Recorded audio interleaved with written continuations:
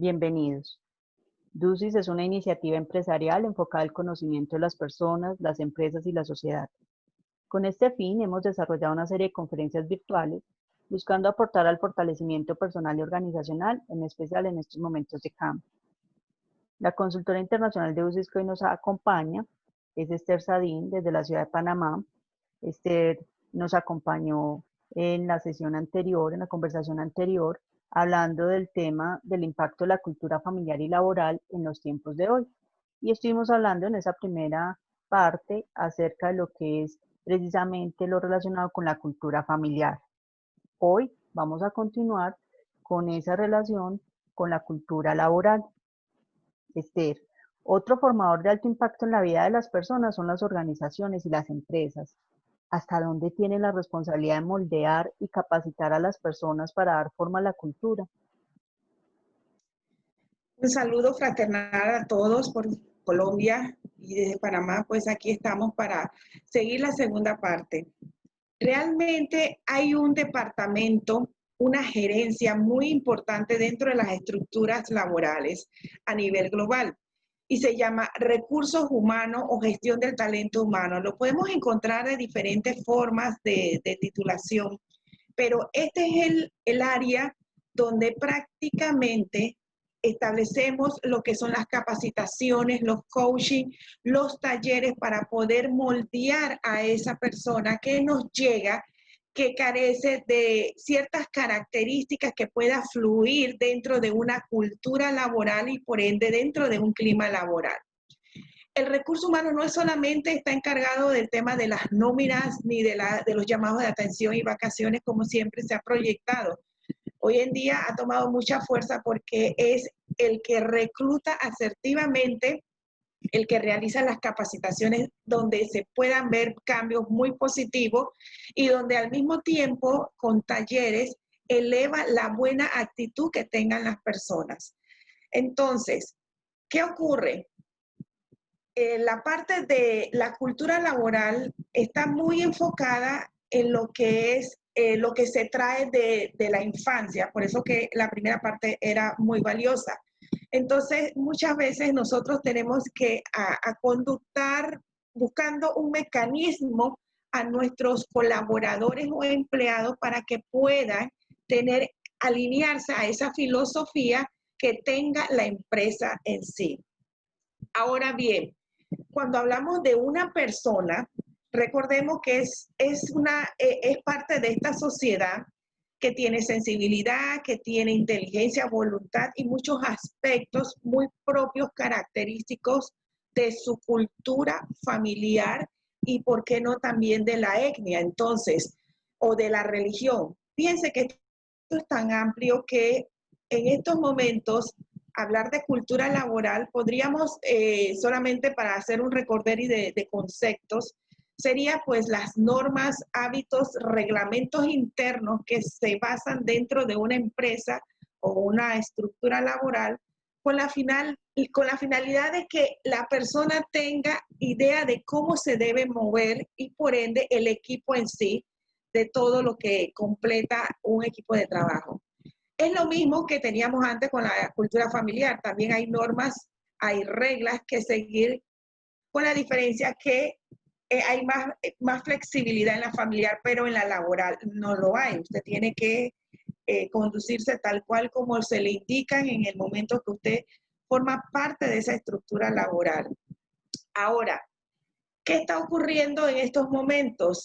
Hay una situación donde nosotros, con esto del impacto que hemos tenido con el COVID, hay una incertidumbre laboral, lo que quiere decir que la cultura laboral que en sí todos nosotros conocíamos, ahora tiene que aceptar cambios.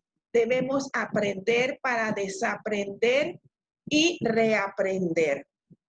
Y una palabra que está utilizándose mucho antes de que todo esto nos estuviera ocurriendo es la palabra reinventarse.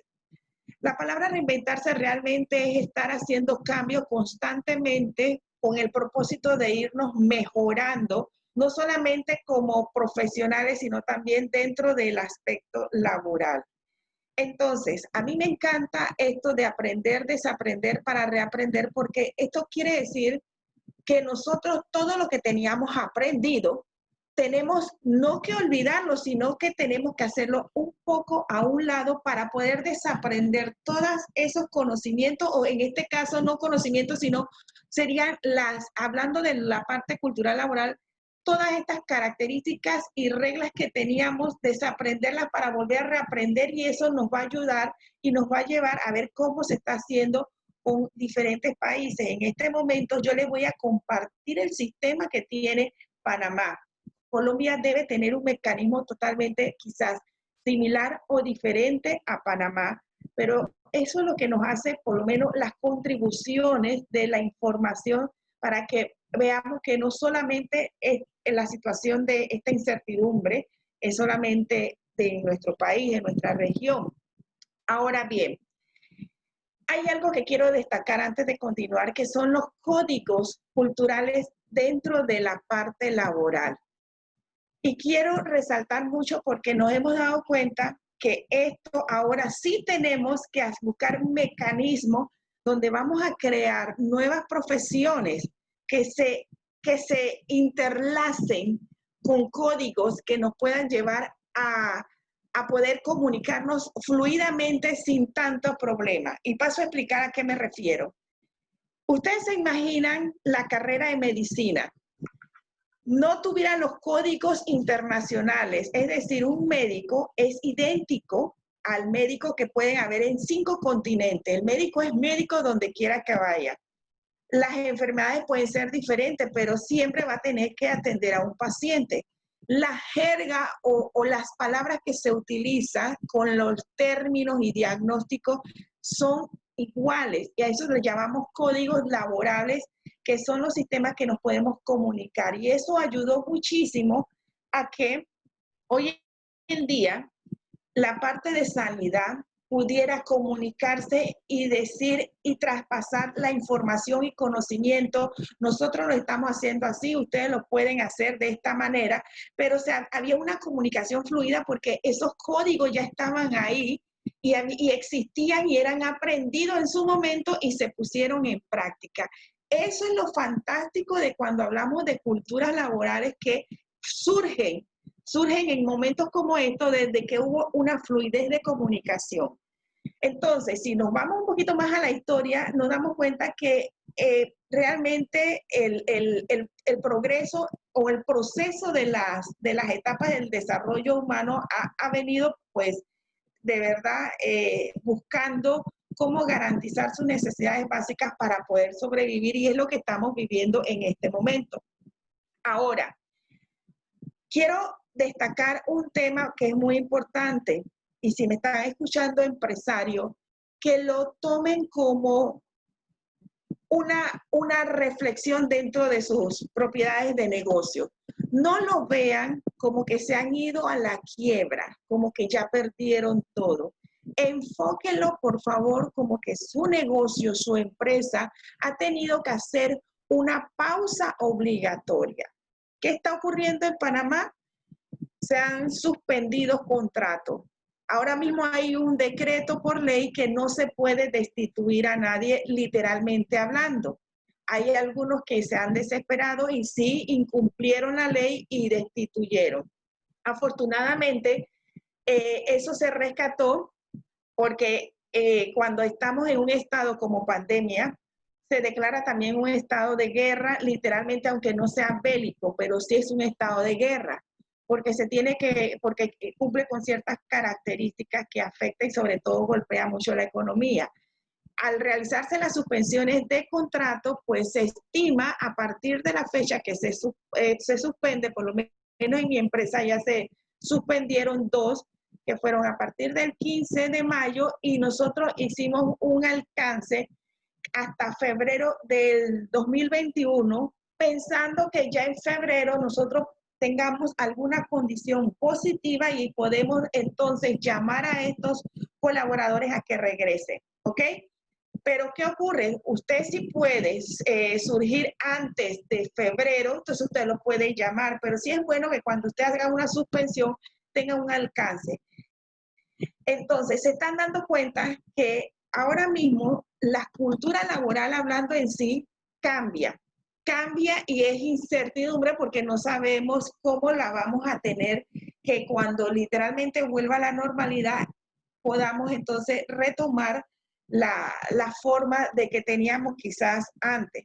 Ahora, quería rescatar un poquito una conferencia que se dio hace 5 años con empresarios que son top mundialmente, y entre esos estaba Bill Gates, donde él informó en su intervención, o no más que informó, sino que predijo un cisne negro. Ahorita les explico a qué no me refiero con cisne negro.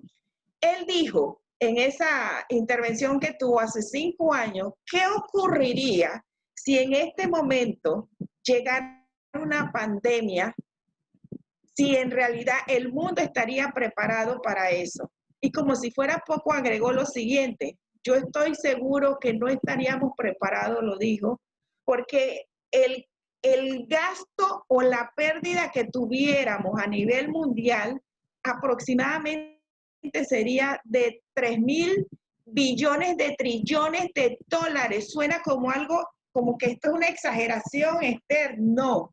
Hoy en día, quiero que sepan que lo que él había vaticinado, que en su momento fue bastante criticado, pero se ha hecho realidad y hemos sobrepasado en gastos mundialmente hablando, por supuesto, de lo que Bill Gates en su momento conversó. Eso es un cisne negro. ¿Y qué quiere decir la teoría del cisne negro? Son eventos que no existen, que no hay evidencia que uno pueda tener como una estadística de cómo lo va a manejar. Es cierto, los cisnes negros han ocurrido muchísimo, sobre todo en el campo laboral y en las redes sociales, que se les consideran cisnes negros positivos, gracias a Dios, porque a través de las redes sociales y de la tecnología es lo que estamos viviendo en este momento precisamente, que yo pueda compartir este conversatorio con ustedes. Entonces, como podemos observar, la economía es un tema que ha golpeado increíblemente, dramáticamente también, le quiero usar esa palabra, pero quiero que recuerden eso, que es una parte de pausa que nosotros tenemos que verla de esa manera para poder sobrellevar mentalmente y emocionalmente lo que está pasando. Ahora, esto no solamente va a afectar aquí, la educación ha tomado mucha fuerza, la parte virtual. También quiero destacar que hay otros países que ya vienen trabajando con estos sistemas y que es el día a día común de ellos, de cómo pues ellos educan. Sin embargo, hay un tema que hemos destacado como profesora de universidad, que no nos llamemos engaño, hay carreras que no pueden ser virtuales. Una de ellas casualmente es la medicina. Usted no puede educar a un estudiante de esta carrera virtualmente cuando ellos necesitan accionarse en campo. Y eso es lo que queríamos destacar en unas reuniones que hemos tenido, que tenemos que buscar mecanismos a futuro, definitivamente, porque no se pueden ahora, de cómo hacer para que los estudiantes de ciertas especialidades tengan esa nueva función que teníamos del pasado, por llamarlo de alguna manera, porque ellos sí no pueden dejar o sea, enfocarse solamente en lo virtual. Lo virtual, la tecnología es muy buena, pero también hay puntos que tenemos que tener muy claro que no puede apegarse. Ahora bien, retomando la parte cultural, quiero destacar que la parte de teletrabajo es algo que ya se venía haciendo también hace tiempo en algunos países. Sin embargo, por lo menos en Panamá, el año pasado, como en octubre, noviembre, se aprobó en decreto ley el teletrabajo y fue muy oportuno porque para ese tiempo nosotros no sabíamos, nadie, yo creo, tenía idea de lo que venía.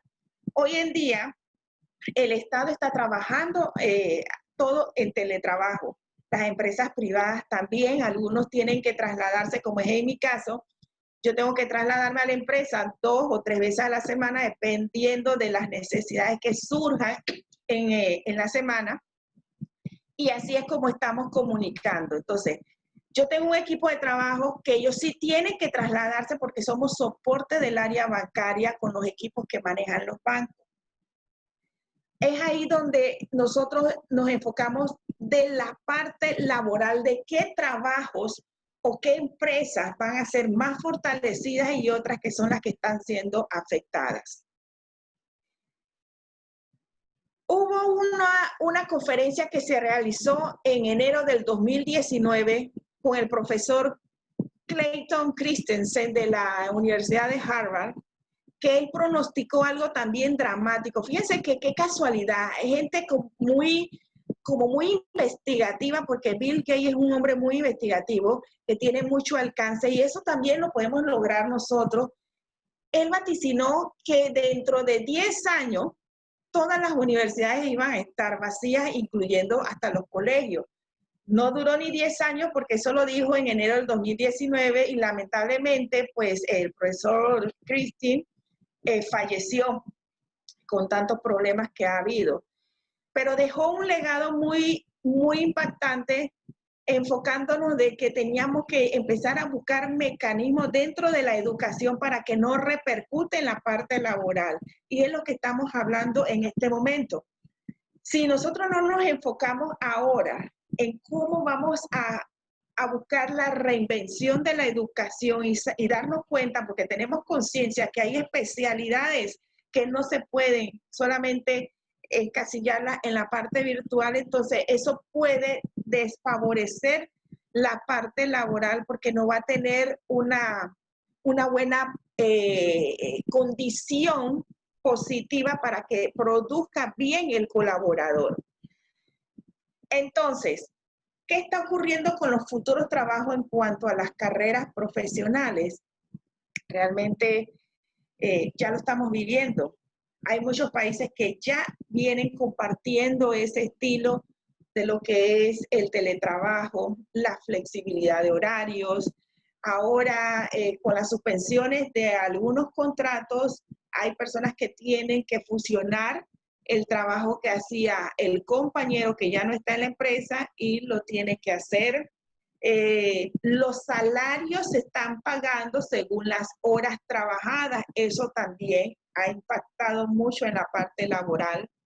Y definitivamente que están surgiendo nuevos mercados laborales que hace como un mes en un conversatorio también tenía con una persona, dijo una expresión que a mí en lo personal no me agradó y la comparto, que mientras algunos lloran, otros aprovechan y venden pañuelos. Yo creo que en estos tiempos tenemos que buscar mecanismos, es cierto, para sobrevivir, como lo dije anteriormente, que es un proceso de etapas que el ser humano viene viviendo, pero también tenemos que tener conciencia de que no podemos aprovecharnos de las necesidades que tienen hoy en día las personas y el mundo entero y sacar provecho para lucrar, así de sencillo, no. Tampoco podemos manejarnos así. Entonces, ¿qué ha dado cambios? Todo lo que estamos viviendo, que realmente si usted tenía una empresa con una cultura laboral, ahora cuando retomemos de manera formal, que esto, mi proyección que va a regresar, honestamente, yo la veo como en el 2021 y si no quiero ser tampoco tan exagerada, en marzo, podemos rescatar algunas cosas de esa cultura que teníamos dentro de cada una de nuestras empresas. En mi caso, realmente yo sé que por lo menos ha funcionado el sistema del teletrabajo, ha funcionado las condiciones de horarios, por lo menos cuando tenemos algunas situaciones de emergencia, de atender ciertos clientes, ya el cliente no puede exigir tanto el tema de la prisa. Eso es muy importante. Ya la prisa, la rapidez pasó a un segundo plano cuando eso era antes importantísimo dentro de una estructura laboral. ¿Sí? Hay que hacer las cosas rápidas, por favor, el tiempo es oro, sí, todo eso sigue siendo importante, pero tenemos que acondicionarnos ahora a un sistema mucho más importante que es la seguridad de sanidad de cada individuo, de cada uno de nuestros colaboradores. Recuerden que hay varias máximas por ahí. Algunos se enfocan de que el cliente siempre tiene la razón, pero en mi punto de vista personal, para mí mis clientes son mis compañeros de trabajo, mis colaboradores. Y los segundos serían todos aquellos formalmente que yo llamo clientes que son parte de mis proveedores. Puede sonar algo chocante, pero si yo no tengo a mi equipo laboral en algunas condiciones positivas, que los tenga contentos, yo invierto en esas capacitaciones de manejo de conocimiento de todos estos equipos que tienen en los bancos acá en Panamá.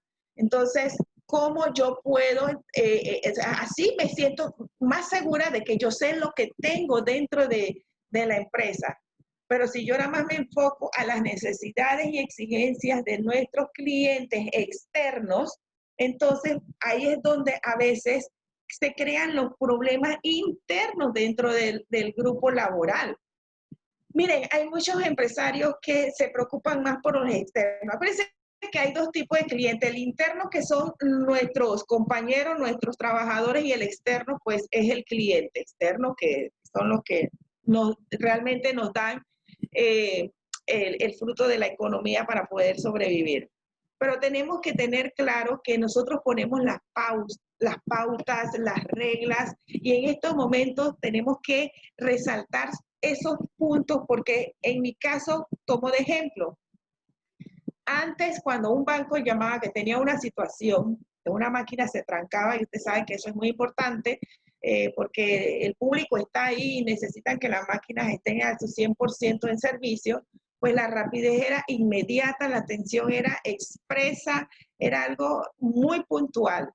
Ahora, ¿qué ocurre? No podemos estar como antes, definitivamente no podemos, porque primero tenemos que resguardar la sanidad de nuestro equipo. Segundo, los horarios han sido estructurados y han sido cambiados.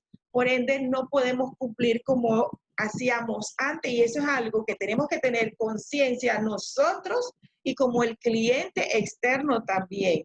Y eso es lo que hace el equilibrio para poder sostenernos ahora mismo. Porque si no lo tenemos claro o no tenemos esa tolerancia, usted se puede frustrar, y los otros, tanto como el cliente interno y el externo también. Ahora, lo que sí quiero dejar claro aquí, un momentito, es que ahora mismo vamos a encontrar una gran batalla de talentos. Y mire que estoy fusionando la parte de la educación con la laboral, porque sí, va a golpear. Porque si ahora mismo las empresas van a estar vigilando qué colaborador, después de que pase esto, podemos incluir a nuestro equipo, es porque vamos a evaluar la parte también de la educación, los idiomas y la capacidad de adaptación en diferentes entornos. Estoy observando también a través de algunas investigaciones que he hecho que todavía en España, que yo conozco a algunas personas que hacen reclusión, me dicen, Esther, estamos reclutando y haciendo trabajo virtual de los países que están alrededor. Por supuesto, ellos se enfocan en Europa, pero también está pasando en algunos países de América Latina, que por lo menos Chile contrata a alguien de México y de México contrata a alguien de Panamá. ¿Por qué? Porque en su región no hay alguien que tenga las características o la preparación que en ese momento se tenga. ¿Qué quiero decir con esto? Que entonces van a resurgir algunos negocios y otros pueden desaparecer. Y aquí es donde quiero entrar como una recomendación. Hay 3 servicios, 3 rubros muy importantes que han sido afectados, pero de verdad dramáticos, y que todo el mundo lo sabe, que son las aerolíneas, los hoteles y los restaurantes. Todavía encuentro que hay ofertas donde por lo menos no hace como 15 días me dice mi hijo, mira mamá, un pasaje a Inglaterra en 402 balboas, ida y vuelta. ¿Cuándo? Pero ese precio estamos en estos momentos, pero la realidad es otra. Nadie se está moviendo. Las aerolíneas están detenidas. Pero cuando vuelvan y regresen, yo espero que mantenga, esa es la sugerencia, que mantengan estos precios porque les va a dar la oportunidad de capturar un mercado que antes no tenía esa posibilidad. ¿Y cuál es ese mercado? Esas personas que por situaciones económicas se les hacía muy difícil pagar un pasaje que para entonces, un pasaje para Inglaterra está entre $800 ida y vuelta, ahora a la mitad de precio. Eso es tratar de que otro target de personas puedan tener esa experiencia de viajar. Y eso yo estoy segura que empresas grandes y robustas, que no voy a mencionar nombre para no hacer publicidad, pero aerolíneas que sí tienen esa postura, de ese pensamiento, van a hacerlo y lo van a utilizar porque he escuchado comentarios muy positivos. Miren, en este grupo de resurgir, yo lo he clasificado en los que son inteligentes y los que no son, porque el grupo de empresarios que son inteligentes van a utilizar las sugerencias estas de que entonces los hoteles cuando vuelvan a abrirse para el público, antes una noche podría costar unos $70 incluyendo el desayuno. Cuando usted vuelva a abrirlo, usted no le puede mantener ese precio y ni se le ocurra subirlo porque entonces usted pasaría al grupo de los no inteligentes y usted lo que va a hacer es que entonces sí va a desaparecer como negocio. ¿Qué tiene que hacer? Es una sugerencia. Entonces ese precio de 70 lo tiene que bajar a 50 para poder entonces enganchar a las personas. Seguimos con los restaurantes, es lo mismo. Y el restaurante creo que este negocio es un poquito más golpeado. ¿Y saben por qué? Porque ahora nos hemos dado cuenta que nosotros podemos sobrevivir con un poquito de arroz, con un huevito frito y no pasa nada y seguimos adelante. Y si usted no empieza a variar su menú y con un precio más económico, ahí sí siento que es uno de los negocios que va a ser muy afectado, con toda la honestidad. Porque el ser humano con esta circunstancia de confinamiento ha podido tener creatividad y incluso conozco personas que ya ni compran el pan en el supermercado ni en ninguna panadería, lo hacen. Entonces, ahí es donde este rubro de negocio tiene que buscar mecanismos o tienen que hacer fusiones para poder sobrevivir, porque lo que quiero destacar que en esta nueva modalidad de cultura laboral vienen cambios que, por supuesto, la idea es de favorecer, pero por eso les digo, ¿en qué grupo usted se va a sumar? ¿En los inteligentes y en los que no? Porque tenemos que tener conciencia que si usted va nuevamente a retomar de esa pausa que tiene en este momento en su negocio, le va a poner play, entonces aquí están las sugerencias. No exagere con los precios. No mantengan los mismos precios que usted tenía antes. Ah, sí, pero ¿cómo así? Es que yo tengo que recuperarme meses de que estuve congelado, pausado. Es cierto, pero si usted no busca una estrategia de mercado inmediatamente, usted no va a ser ni siquiera visto. Las personas cuando esto regrese, lo primero que van a buscar, yo me voy a buscar el lugar más barato y que mantengan la calidad. Eso es importante. La calidad no se debe perder porque eso es lo que te va a ayudar a ti a que tú vuelvas a reinventarte y a surgir de toda esta situación. No sé si tienes alguna pregunta.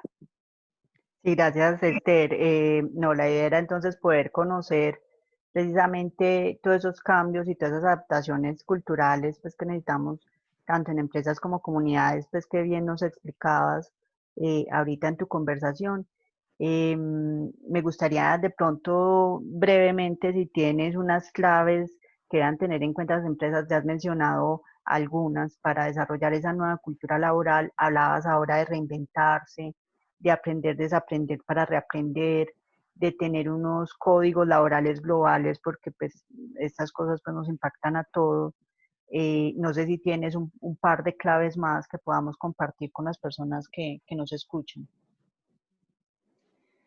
Como no, ya sabemos que las aerolíneas sí están tomando,